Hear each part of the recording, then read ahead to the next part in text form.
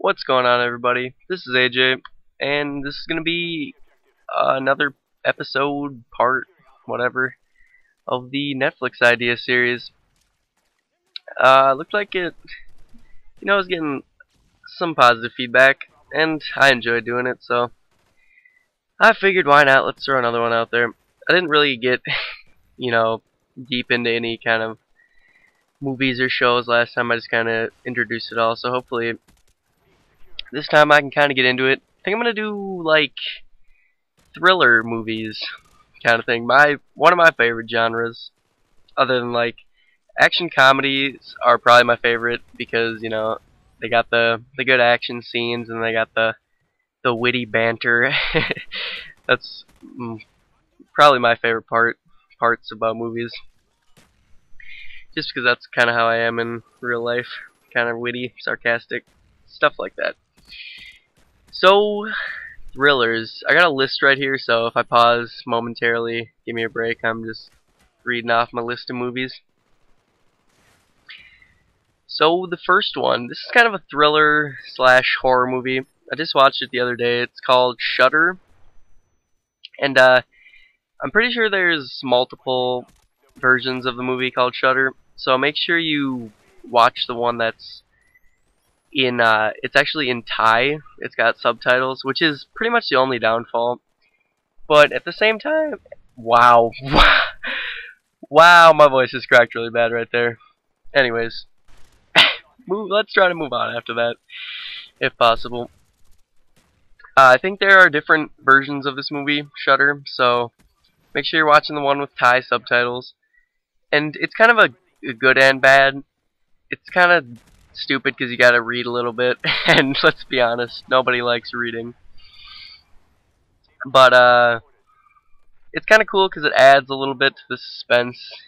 Talking in horror movies is always kind of the little break from the suspenseful parts, so it seems like this movie pretty much keeps you on your toes for most of it.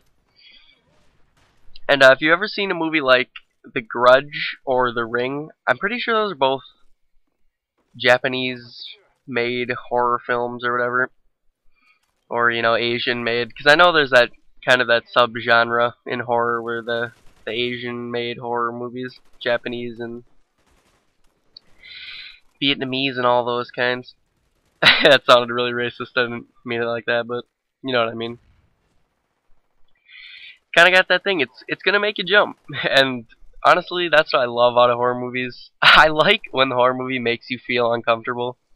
It's not like, oh, we're watching, fluff balls and marshmallow dancing and stuff like that. It's not all happy and shit. I like it when, it makes you jump and makes you kind of like, holy shit, the holy shit moments. That's what I like out of my horror movies, so I'd definitely recommend Shudder. I think it's from 2008 or something like that, so it's not old. More of a modern, and that's kind of why I liked it more, because it seems like horror movies nowadays kind of hit the bricks. Like, you just can't find a good one, and I was pleasantly surprised, so I'd recommend checking out Shudder. Alright, next thriller. Let's go with, I guess we can go with this one, why not? It's called Gangs of New York. I'm sure some people have heard of it. It's got Leonardo DiCaprio in it, and Cameron Diaz, back when she was kind of attractive. I don't think she's that good looking anymore, unfortunately. I don't know. That's just personal opinion, but I thought this movie was really good. It's kind of set back in the, I know it's the olden days. I'm not sure exactly how old. Maybe the late 1800s, early 19. And it's a really cool movie about like the different gangs of New York, how the immigrants and the native New York people kind of, struggle and all that kind of stuff. It's got a really, really good plot. Leonardo DiCaprio is actually really good. Normally I'm not a big fan of him. Like, if you think of Titanic and stuff, yeah, not my cup of tea, but he was actually really good in this, and I think it's definitely worth giving a shot. Alright, what am I at? I think I got time for one, maybe two more. Let's check these out. Now. And I got a lot of action comedies on here, so I'll probably have to do that one soon. Here's one.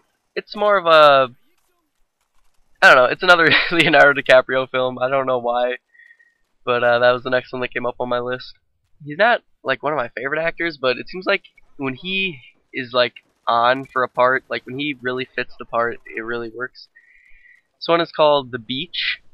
It's a more recent one. I'm pretty sure there's more variations on just The Beach, but this is another one I watched on Netflix with Leonardo DiCaprio. It's about kind of a guy who's just sort of lost. He doesn't really know what he wants to do with his life, so if I get some parts of this wrong, I apologize. I haven't watched this one in quite a while, but pretty much the gist of it is he goes overseas for kind of a vacation type thing, and the locals tell him about, you know, this beach and how there's like, he hears rumors about it. It's really exclusive and it's supposed to be kind of the picture of serenity and perfection and all that kind of stuff.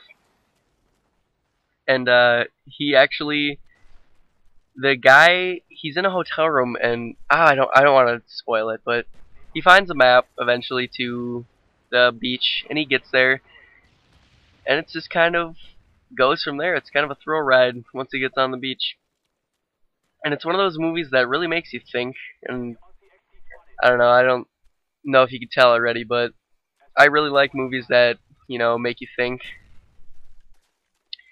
Movies that are more than just sit there, and action comedies are probably my my one kind of, I don't know how to put it, novelty movies that I watch.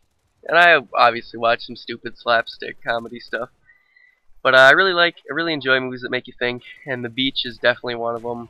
I would highly recommend checking it out. I think it's a pretty good flick, and just keep in mind, you might think it's a little boring at first, but give it time.